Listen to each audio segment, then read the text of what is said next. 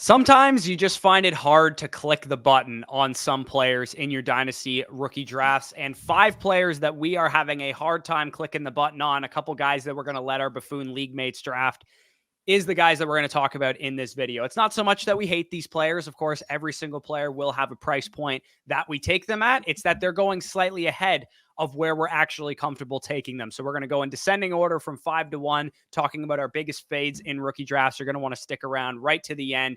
And a quick reminder before we get into this video, we are starting a new Dynasty Listener League. Link to get into that will be in the pinned comment. But without further ado, let's get right into it.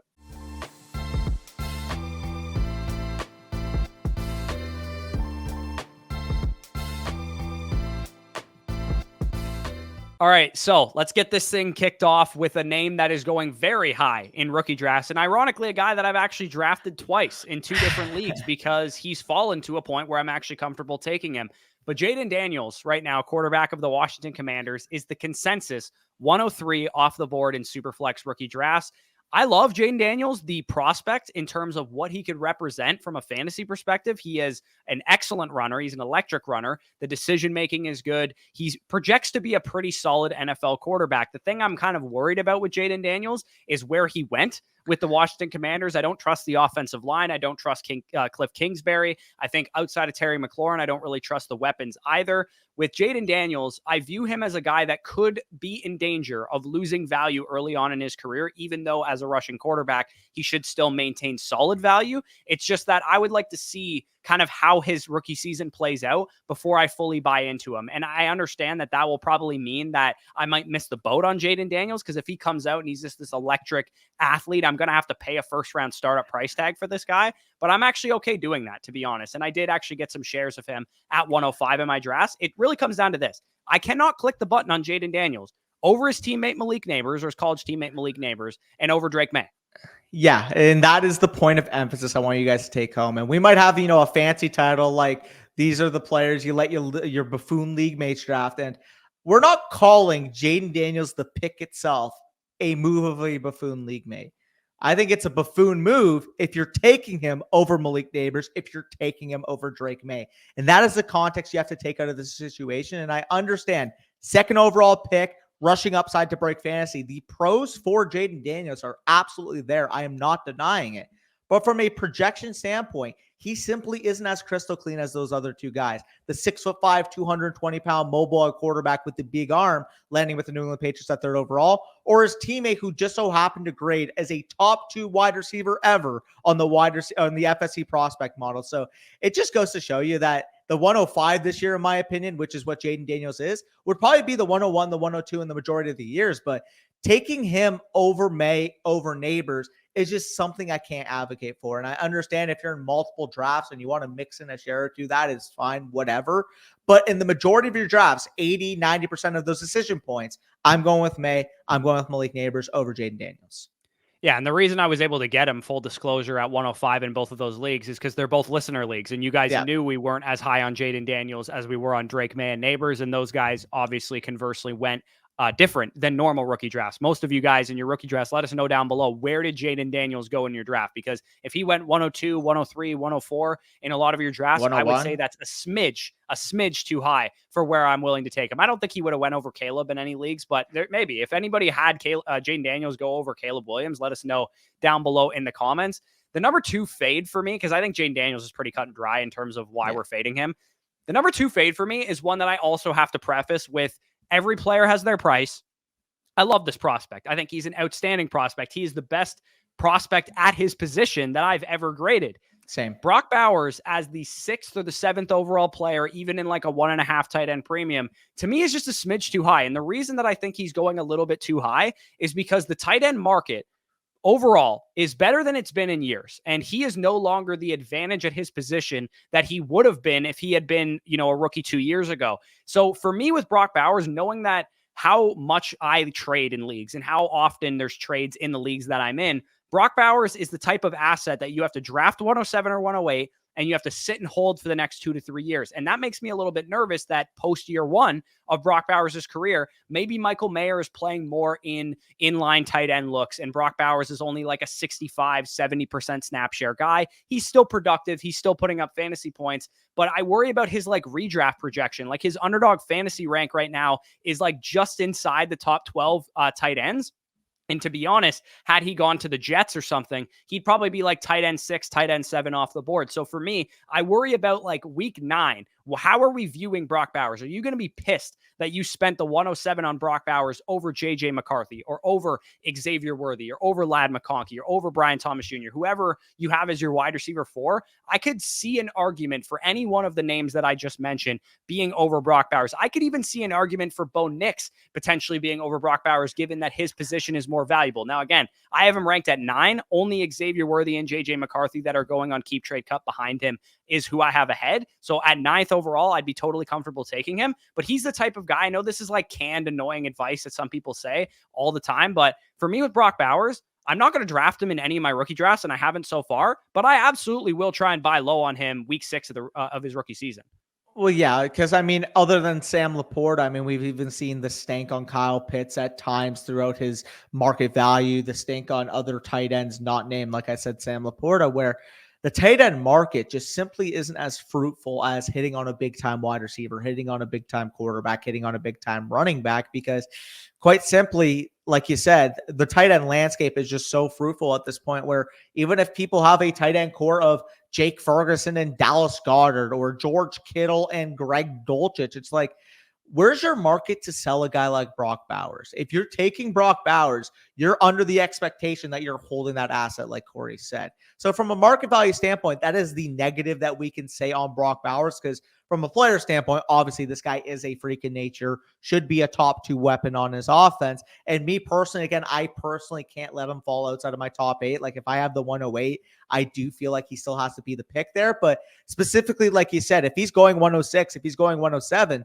I can't press the button on him over Rome Odunze. I can't press the button on him over JJ McCarthy, assuming it's a 1.5 premium or if it's a non-premium league. Once you get into like 2 tight end premium, 2.5 tight end premium, obviously in the context of those leagues, you can take Brock Bowers higher. But if you're in a slight premium or a non-premium, it just doesn't make sense to me for me to take him before pick 8, like you said. So I do agree on that instance that he has to be a fade if I'm not willing to take him inside my top 7, and that's where his current valuation is. But he is still the type of player I would be willing to take at the 8th spot. Yeah, it really is a market value over player type of situation. How many of you guys right now watching this have 3 good tight ends on your roster, on your dynasty teams right now? I know I have tons of dynasty rosters with like Kyle Pitts and Dalton Kincaid on them. Like it's impossible to get rid of these guys. Nobody wants to buy tight ends because like you said, even the teams with bad tight end cores, if you use our Flock Fantasy tool and sort by the teams that have the worst tight end core in your league, there's still like Jake Ferguson and Dallas Goedert, or there's still like Cole Kmet and George Kittle. And people are like, yeah, I'm totally fine with that. And I would be too. Yeah, it's like, it's funny you mentioned Cole Kmet because I was going to say, it's like people have like Cole Kmet and they're like, oh yeah, I'll just take like Jatavian Sanders in the 3rd round as my upside shot at tight end. Like I don't need Brock Bowers. And it's funny when that's definitely egregious. Like obviously there's a point where Brock Bowers is going to become a value. And at 109, 110, that would be the range for me that he would become a value in non-tight end premium leagues. 108, probably around the range for me in tight end premium or slight tight end premium formats. But again, for me with Brock Bowers, I just view his market value as volatile. I don't view his talent as volatile, but if he's not on the field right away because Michael Mayer is playing in 2 tight end sets or as the inline blocking tight end, is it outside the range of outcomes that we don't want Gardner Minshew's number 2 or number 3 potentially receiver if we include Jacoby Myers? Devontae Adams, of course, is still there. So there's just a lot of situational factors that are disrupting his early career sustainable market value. Again, I think he'll win out in the long term. I'm not worried about his talent not winning out. It's more so how do we react to what he does early in his career that I'm worried about. And it's specifically for me, like I mentioned the names earlier, Rome Odunze, JJ McCarthy, that I can't pull the trigger on with Bowers over because when I'm evaluating the tight end market, do we ever really feel like there's going to be another tight end that's valued as a top 15 level startup pick like Kyle Pitts was a couple years ago? The reason why Kyle Pitts was valued that high is that we looked at the tight end landscape and it was either aging guys or there was not many young, fruitful talents. Now, obviously, the tight end landscape, given the recent rookie class that's come in, given Brock Bowers has come in, has really expanded to the point where there's not as much urgency getting a high valued one. So we see, for example, Sam Laporta being He as would have been a top productive. 12 startup pick 2 years ago. 100%. He's a third round startup pick at this point. And if you're talking about a tight end that doesn't have that top 18 mid second round plus type of startup upside, like I would rather get JJ McCarthy, who, yes, he's a little bit more of a projection based on his talent. Like I'm 100% going to agree with you if you say Brock Bowers is a better tight end than JJ McCarthy is a quarterback. But if JJ McCarthy works out at the next level, he's a first round starter pick. If Roma Dunze works out with that stack with Caleb Williams, he's a top 15 starter pick. I don't know if I envision that being the case for Brock Bowers. Well, and I also think the liquidity of trading Kansas City Chiefs #1 wide receiver Xavier Worthy would be easier than Brock Bowers as well, regardless of what we thought of those two guys as prospects. So for me, I put Worthy in that discussion as well because I'm very high on Worthy, but I understand people just saying I'm just going to take Bowers and not take the risk on Worthy because he's undersized. But again, these are the two guys primarily that I have been fading in the early rounds of my drafts. Like I said, sometimes they fall beyond a point where you can't fade them, and that's what happened to me with Jayden Daniels. Brock Bowers, kind of the same thing, but he hasn't fallen beyond that point because people do view him as like the 107, 108, and he's usually gone at that point in time. So some of the deeper names that are more like second round, early third round guys that were kind of fading as well. I'll throw it to you here for a guy that actually went to your favorite college team. Yeah, and again, we talk about price over player. I love Blake Corum. He is one of the best historical college touchdown scorers we have ever seen in the NCAA. 27 rushing touchdowns this year. National champion. But I do have a little bit of worries when it comes to his cost on the market right now. He's currently being valued as the 20th overall player in Superflex rookie drafts, and he's more of a guy I'd be willing to take in the early portion of the third round. And the main reason why, for the most part, is that you're going to have to take him over some really good wide receiver profiles, and you're going to have to take him over a guy like Jalen Wright. The main guys you're taking him over, Jalen Polk, Troy Franklin, Jalen Wright, I simply view as more upside on the market. And I understand the situation there. Does get the day two capital, does land with a very, very good run scheme with the LA Rams. But specifically when it comes to pushing the draft button on one of these pack end round two running backs, give me Jalen Wright every single time. He's a guy that I had graded higher. He's a guy that only went like 30 picks, I believe, after in the NFL draft.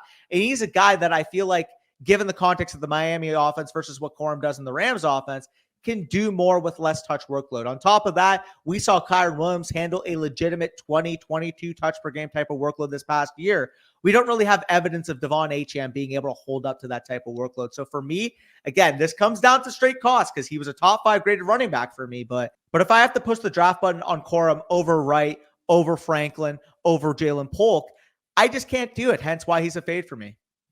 Yeah, and I even have a couple guys ahead of him that, well, not ahead of him, but like in the same range that if you needed a wide receiver and you wanted to push the button on Malachi Corley or Jalen McMillan or Jermaine Burton for me. Javon Baker, even potentially for the upside, those type of guys, they're all kind of in the same range. So for me to have Corum like well above those guys, I just can't get there. I think they're all interchangeable depending on what you need. Like you said, Blake Corum, he's going to be in a committee early on in his career. Kyren Williams, 2 years left on his rookie deal. I think Kyren Williams is still going to be the lead back there. I don't think that Corum's going to take his job or anything like that. I mean, Kyren Williams legitimately put up a legendary season last year. So it's not like we're talking about some random slappy running back that he's replacing. It's like he was replacing a guy who was a second team All-Pro as a second-year running back last year. So Corum, yeah, he's going to be a great, high value handcuff with, some standalone upside. But are you taking high value handcuff with standalone upside at the end of the second round or the mid second round potentially? Like I can get Isaac Guerrero and Tyrone Tracy in the fourth round, who are both high end handcuffs. Yeah, no, 100%. It's at the point where right now where if I'm picking at that back of the second and Jalen Wright's gone, that's just such a nice little wide receiver honeypot with guys like Jalen Polk, with guys like Troy Franklin, with guys like, even Javon Baker is a guy that I really like in terms of his profile, a guy I had graded as a top 12 guy in my pre-draft rankings to the point where I can't press the draft button on Blake Corum. Yeah, and I talked about it in the rookie draft mistakes. It's like, take what the class gives you. This class gave us a lot of wide receivers in the deep wide receiver class. So in my opinion, like there should be, 14, 15 wide receivers off the board before we consider drafting Blake Corum. As much as third round draft capital to the Rams is great, I do think that's a good landing spot for him long term. In the short term, I don't view him as the type of guy that I'm overly excited about. Look what happened to Zach Charbonnet's value when he went to an offense that already had a solidified RB1 in it with Kenneth Walker. Zach Charbonnet was a back end of the first round pick because we were like, okay, we'll trust the prospect profile, we'll trust the draft capital. But then he was in a position where he couldn't earn touches right away. And since then, Zach Charbonnet has lost a lot of value. So again, thinking long term is fine if you're in a league that never trades and you're just going to hold Corum for 3 or 4 years. But in leagues that me and you are in, where people are trading all the time and you can capitalize on market discrepancies and market value bumps and that kind of thing, I don't anticipate Corum is going to have a huge spike in value. He is a mid to late second rounder right now. I think you will be hard pressed to get the same mid to late second rounder in the 2025 class back for Blake Corum. It's like your hope is maybe, a David Montgomery type of role, thunder and lightning. Though it's kind of funny because with the Rams, it's like thunder and thunder, considering the fact that Kyren and Corum stylistically were two of the most comparable running backs on a single team in the NFL. But the way he pays off would be like what David Montgomery was doing to Jahmyr Gibbs, where Jahmyr Gibbs was an RB1, was getting some pass down usage, and we saw David Montgomery grind between the tackles, get some goal line opportunity. And if he's able to be David Montgomery, well, guess what? David Montgomery is worth a mid-second at this point. Well, yeah, and not only that, but Sean McVay has been notorious for using one running back, too. It's like maybe they don't want to give Kyren quite the workload that they gave him before, and that's why they draft Corum, but I still think Kyren will be a 70-75% opportunity share guy. And Jordan Rodriguez, who covers the Rams, was on a podcast that I was listening to, and she said basically, yeah, like I still expect Kyren Williams to be the lead back here. It's just that Corum is going to spell him to keep him fresh. Yeah, 100%. Yeah. So moving on to number 2 fade of this video. We talked about that wide receiver honeypot. One of the guys that I don't view as likely to be in this area, we might disagree on this one a little bit, is Jermaine Burton, for a number of reasons. Number one, Jermaine Burton has talent. He's got good speed, strong hands. He's explosive, good downfield ability. Yeah. But to me, I have a lot more red flags and things that are stacking up against Jermaine Burton than a lot of other people seem to. I think people, Matt Harmon's reception perception, people will point to the PFF guys seemed pretty high on Jermaine Burton. But in our wide receiver prospect model, he graded out quite poorly. He graded out as like a dart throw caliber wide receiver prospect. And those guys hit a top 24 peak dynasty value at like a 15% clip. And to be honest, the guys in this range that were also graded similarly, like Malachi Corley and Jalen McMillan and Javon Baker and those type of guys, I just prefer them to Jermaine Burton because Jermaine Burton also has these off the field concerns. And the fact that, it sounds like he was a locker room cancer at Georgia. He like punched a fan at Alabama when he was on the team. Like there's just, when you have a player that's not complete and needs development, and he has work ethic, attitude, and off the field concerns, it usually results in them being the next Antonio Callaway, not the next Tyreek Hill. Yes, there's guys like Tyreek Hill that have hit, but I just view that as like a 1 in a million. Those barely ever happen. I'll disagree a little bit. I'll push back a little bit because obviously the cost isn't too crazy here at the 302, the 26th overall player. He's a guy I have slightly ahead of you. I have him more so as a 2-3 turn pick. You have him more so as a mid-third. So it doesn't really sound like you're off of Jermaine Burton if he falls. It's more so just being able to actually push the name on Jermaine Burton over some of those other 2-3 turn picks. I'm personally willing to take Jermaine Burton in that area because I did have him slightly higher than you in terms of our pre-draft rating. You had him as your wide receiver 20. I had him as my wide receiver 16. And I really do feel like his fit as a down the field wide receiver for the Cincinnati Bengals, assuming, T. Higgins potentially be on the move. Apparently they've been working. I also expect Higgins to be extended too, which I've talked about on numerous occasions. And that's part of why I'm lower on Burton as well. And that's why I don't. Apparently their new offer, they are completely apart. T. Higgins wanted, I believe, 3 for 71. The Bengals weren't willing to offer him more than 3 for 60. Sounds like there's going to be a divorce at some point, in my opinion, when it comes to the T. Higgins versus the Bengals. And who knows, maybe that's a wrong assumption, but based off all the reports we're hearing right now, that does seem more likely, in my opinion. And we expect Jamar Chase to be that number 1 overall weapon. I do feel like Jermaine Burton working down the field fits the vertical offense we have typically seen with Joe Burrow, to the point where Jermaine Burton's a guy that can separate. And if you have Joe Burrow delivering the football to him down the field, it's not going to be an issue like we saw with Jermaine Burton against Texas, where he's uncovering like no one's business, and Jalen Milroe simply could not throw the ball down the field. So with Jermaine Burton, obviously the character concerns are absolutely there, but he does get third round capital to at least ease those concerns a little bit for me. He's somebody I'm willing to take at that early third round portion versus, some of those running back profiles. Obviously, if like a Benson Knott's off the board, where if I have a third round pick and I do feel like he can be that outside deep threat wide receiver on one of the best offenses in the league, I'm willing to press the draft button on him. Yeah, I think more so than not, it's been that Jalen Wright falls to me, so I don't draft Burton, or Jalen Very good McMillan point. falls to me, so I don't draft Burton, or Yeah. Malachi Corley's there, so I don't draft Burton, or Javon Baker is there, so I don't draft Burton. Audric Estime I even have ahead of Burton. Marshawn Lloyd, Blake Corum are there, so I don't draft Jermaine Burton. It's more so just where he's going. I think he's a fine bet to make in the mid-third round where I have him ranked, but he's going more so. I've seen him go in round 2 in some of my drafts, and he's also been basically like the first or the second pick of the third round, mainly due to that Bengals landing spot. Yeah, and I think the last point that I think you're trying to make as well is that this tier from like the 21st player to like the 31st, 32nd player, it's so flat to the point where if I don't have to draft somebody at the 2-3 turn and I can instead trade down, assuming Jalen Wright goes off the board, trade down, get maybe 2 third-round picks, I'm going to do that every single time from a process standpoint. So with Burton being at the top of that tier, you're less likely to get him because there's guys we have ranked at 31 overall, 32 overall, 33 overall that are viewed relatively similar. Like once you get past Troy Franklin and Jalen Wright, there's a very, very wide gap. There's a very, very big tier of players. Yeah, absolutely. I don't view any of these guys really as over the other person. And that kind of transitions right into our number 1 fade here, who is actually at the top of this tier per keep trade cut, but I have him literally at the end of this tier in terms of where I have him ranked in my own rankings. And that's also University of Michigan alumni Roman Wilson. 5'11", 185 pounds, kind of like a power, like not a power slot, but like a vertical slot receiver who they're not really high ceiling guys. I view Roman Wilson as if he hits, he's a single and he doesn't burn me. He hits to the level of like a worse version of Josh Downs, where he's like a top 55 dynasty wide receiver. And I'm not, killing myself for passing on this guy.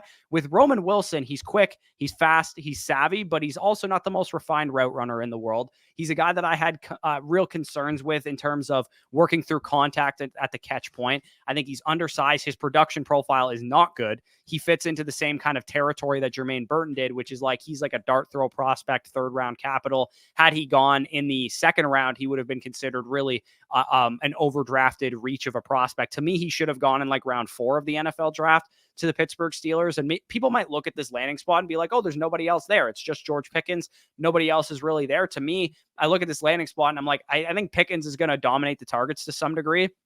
I think Arthur Smith, you guys remember Arthur Smith is there. Did you want the second target in the Atlanta Falcons offense last year? I don't think anybody did. And not to mention the fact that they also have Freiermuth at tight end. Both of their running backs are capable receivers. They have other receivers there that'll get snaps. I'm not sure they're going to actually, command targets like Quez Watkins and Van Jefferson, but they'll probably command snaps here and there. And I don't really want Russell Wilson's number 2 or number 3 receiver. I don't really want Justin Fields number 2 or number 3 receiver in this Arthur Smith offense. To me, I just look at it as people are drafting a big school receiver who got good draft capital, who doesn't have a very high ceiling. I will, at this point in the draft, I will take the shot on Jalen Wright. I will take the shot on Jalen Polk, who's apparently going after him in rookie drafts right now. I will take the shot on even both of Blake Corum and Marshawn Lloyd, those type of running backs. I'll take the shot on Jalen McMillan, on Malachi Corley, on Audric Estime, on Javon Baker, on Jermaine Burton even. I'll take the shot on Ben Sinnott. I'll take the shot on Ray Davis, Kamani Vidal types even before I take a shot on Roman Wilson. Again, respect the draft capital to a point. I would take him if he was on the board in the late third round, but that's pretty much where I start to consider him. No, I'll fight back a little bit on the ceiling because I do feel like in a world he could eventually turn into a Tyler Lockett type of player. But if you remember with Tyler Lockett took 4 years to become Tyler Lockett. On this dynasty market, if Roman Wilson is not Tyler Lockett by 3 years, Roman Wilson's not worth a second round pick. So why are we investing 21st overall draft capital into Roman Wilson? Again, I think he's more of a fine, mid-third round type of dart throw. You want a wide receiver with some vertical upside at that point, sure. But when you're having to take this guy over legitimate, top 10 wide receiver prospects for us pre-draft with a guy like Troy Franklin, or like you mentioned with Jalen Wright, 210-pound running back that can be that 1-2 punch with Devon Achane, I can't do it. And I'm a Michigan fan.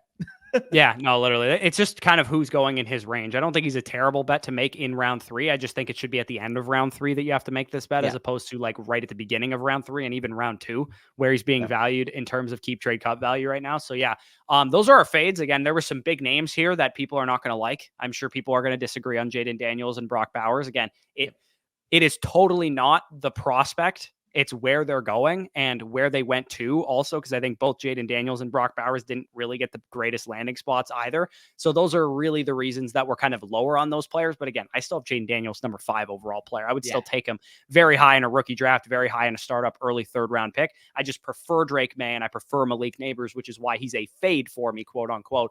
And a lot of you guys in our listener leagues have made it challenging for me to get Malik Neighbors and Drake May over Jayden Daniels, because both of the 105s I've selected at, Jayden Daniels has been the best available player for me. So, and same with Bowers too. I mean, I've actually not had a chance really to draft him. I haven't had a chance to pass on him for like Xavier Worthy straight, but anytime I've been on the board, it's been Rome Odunze over Bowers, and it hasn't been close for me. So, yeah, if you guys enjoyed this video, leave a like. Subscribe to the channel if you're new around here. Check out all of our dynasty and rookie content over on flockfantasy.com. As I mentioned at the beginning of the video, we are running a new listener dynasty startup very, very soon. Probably around the 18th to 20th of May is when we'll draw names for that. And to get eligible for that giveaway and to get eligible to be in a league with us, you will need to be a member of flockfantasy.com using the promo code FSE. Once you sign up over there, put a entry into the Google form link down below in the description, and you will hear from us by around that May 18th to 20th area when we start drawing names for that league. So if that interests you, link will be down below for that in the pinned comment and in the description. But with that being said, peace out, and we'll talk to you soon.